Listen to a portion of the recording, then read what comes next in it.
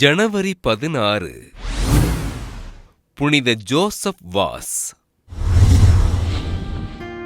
இந்திய நாட்டின் கோவாவில் வாழ்ந்த கிறிஸ்டோபர் வாஸ் மரியதே மிராண்டா பெற்றோருக்கு கிபி 1651 ஏப்ரல் மாதம் 21 பிறந்தார் ஜோசப் வாஸ்.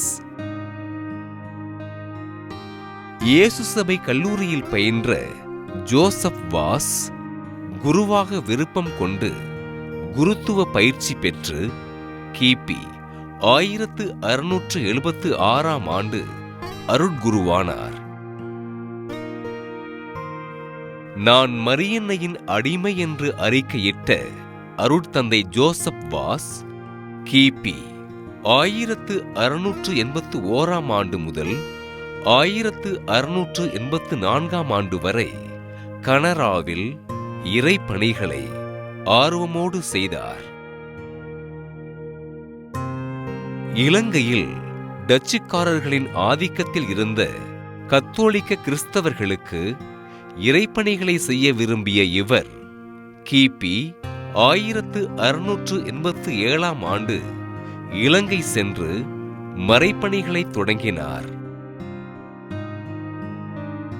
கிபி 1692 கண்டியினை பணித்தளமாக கொண்டு இறைப்பணிகளை தொடங்கிய அருட்தந்தை ஜோசப் வாஸ் டச்சுக்காரர்களால் போர்த்துகீசியரின் உளவாளி என்று குற்றம் சாட்டப்பட்டு சிறையில் அடைக்கப்பட்டார். கிபி 1696 இலங்கையில் கொடிய வறட்சி நிலவியதால் டச்சுக்காரர்கள் கேட்டுக்கொண்டதன்படி அருட்தந்தை ஜோசப் வாஸ் பலிபீடம் அமைத்து ஜெபிக்க மழை பொழிந்து வறட்சி நீங்கியது. கிபி 1697 அம்மை நோயினால் துன்புற்றோருக்கு தன் ஜெபத்தின் மூலம் குணமளித்து ஆண்டவர் இயேசுவின் பணிகளை செய்த அருட்தந்தை ஜோசப் வாஸ் சிங்கள மொழியினை நன்கு கற்றுத் தேர்ந்தார்.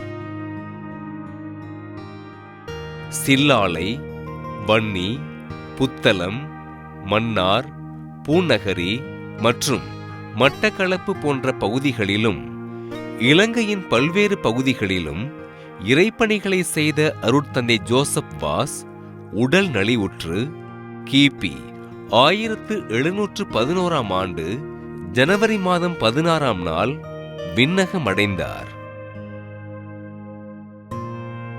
இலங்கையின் திருத்தூதர் என்று அழைக்கப்பட்ட அருட்தந்தை ஜோசப் வாஸினை திருத்தந்தை 2 ஜான் பால் 1995 அருளாளராக அறிவிக்க திருத்தந்தை பிரான்சிஸ் அவர்கள் கடந்த 2015 புனிதராக உயர்த்தினார். புனித ஜோசப் வாஸ் திருவிழாவினை கொண்டாடுகின்ற நாம் புலம்பெயர்ந்து வாழுகின்ற இலங்கை தமிழ் மக்களை ஆண்டவர் இயேசு